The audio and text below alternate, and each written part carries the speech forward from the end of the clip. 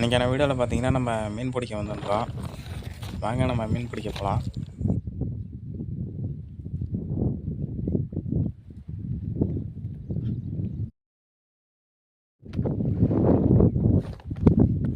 நண்பர்களே, நீங்கள் பார்த்துருப்பீங்க அந்த குட்டையில் விட்டுருந்தோம். நம்ம ஒரு வீத மாட்டில். இப்போ அடுத்து பார்த்தீங்கன்னா இந்த வக்கையில் விட போகிறோம். இப்போ பார்த்தீங்கன்னா நம்ம இந்த காடு மாரி இருக்குல்ல, இது ஓரமாக விட போகிறோம். இதில் வாங்க, இதில் எவ்வளோ மீன் மாட்டுறதுன்னு பார்ப்போம். நம்மளுக்கு கிடச்சிருக்கு பார்த்தீங்கன்னா 2 மீன் கிடச்சிருக்கு.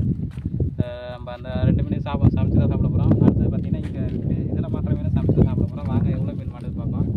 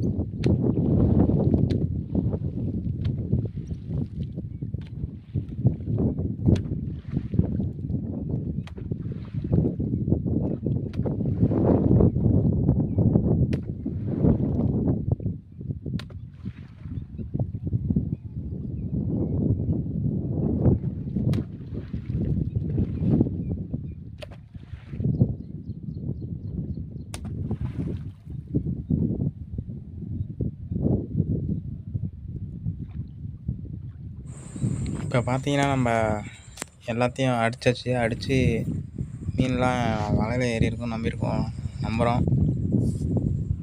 எவ்வளோ மீன் மாட்டுன்னு தெரில. வாங்க நம்ம பார்க்கலாம் எவ்வளோ மீன் மாட்டியிருக்குன்னு. இப்போ பார்த்தீங்கன்னா நம்ம வலையை எடுக்க போகிறோம். பார்த்தீங்கன்னா அங்கேருந்து எடுத்துகிட்டு வரோம். அப்போ தான் நம்மளுக்கு ஈஸியாக இருக்கும். வாங்க எவ்வளோ மீன் மாட்டியிருக்குன்னு பார்க்கலாம்.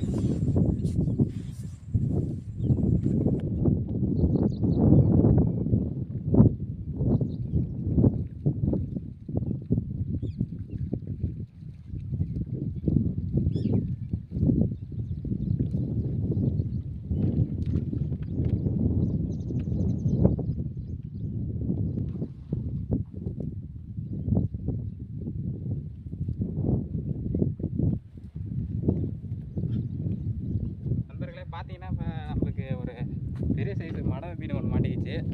இது பாருங்கள், சரியான கெண்டை. இது பார்த்தீங்கன்னா நம்மளுக்கு மாட்டியிருக்கு.